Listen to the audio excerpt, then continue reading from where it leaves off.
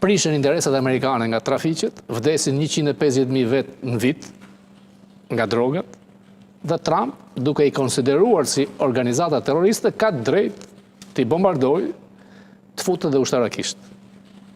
Tani, e ka shpallur organizatë terroriste Maduro edhe ndjekësit e ti mbështetësit kryesor apo jo? Se ishte e hapur, ishte në hapur. Maduro, fjalë për fjalë, është nga rubi, është shpallur. E njëjta gjë është për presidentin e majtë Kolumvis. Në Meksik, presidentja e majtë vetë nuk është e përfshirë të organizatët, por toleron.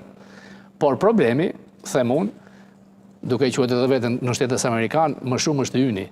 $100 miliard shpenzojnë amerikanët për droga. Është një krizë morale. Dhe 150.000 vetë në vit vdesin nga kjo.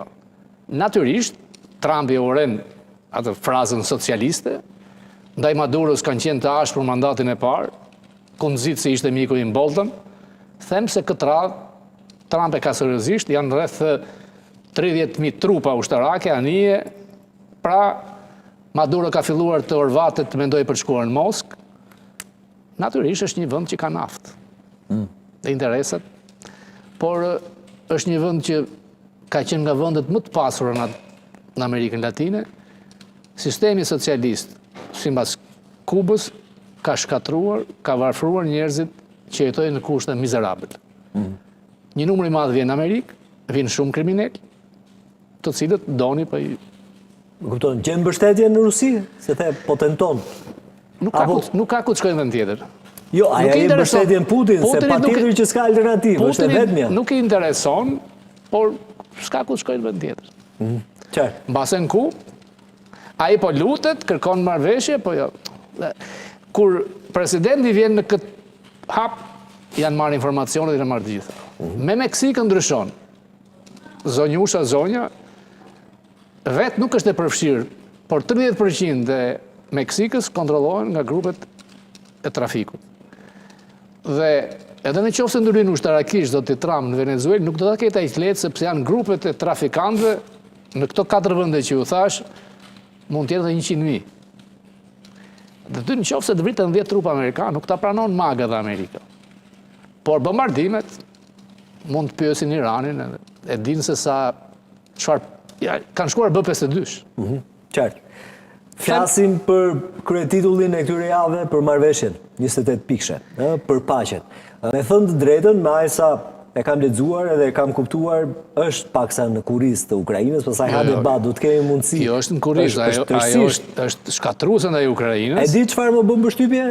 Nëse ram dakord të dy që është në kurriz të Ukrainës, si ka mundësi që e pranon kaq lehtë Volodymyr Zelenski? Do shta për faktin se po i dalin skandalet e korrupsionit? Është njësoj se do të ndodh me Ramën këtu, është korruptuar në mënyrë skandaloze. Po është i skenuar nga amerikanët kjo apo realisht ashtu është? Kjo i erdhi. I erdhi zogu në dorë. E diti që vendi prodhues më i madh i heroinës është Ukraina sot, i trafiqeve. Tani unë si Amerikë dërgoj armatime pafund dhe armët amerikane me lekë të taksapaguesve i marrin kartelet e Meksikës. Njerëzit rreth tij blen vilan deri në Florida. Njerëzit rreth tij e the mirë, ka përgjegjësi Zelenski? Shur. Si s'ka? Si këtu në Shqipëri, njëshi është njësh. Unë them se ai vetë është treguar heroik. Po han dardha edhe në rastin e Zelenskit. Dardha tani slav janë të dyja, dardha mund ta. Problemi që mua nuk më pëlqen kur shikoj një fytyrë mediokre si Kushteri në bisedime dhe Witkoff ndërtesa Xhiu. Aq sa e nxorën nga fil Rubion. Rubion nuk gënjeu, tha nuk është propozimi ynë, është propozimi rus.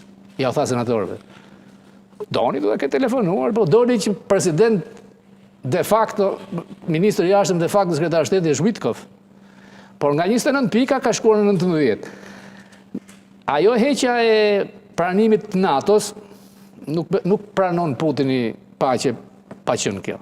Do të thënë Ukrainës do të ndalohet hyrja në NATO.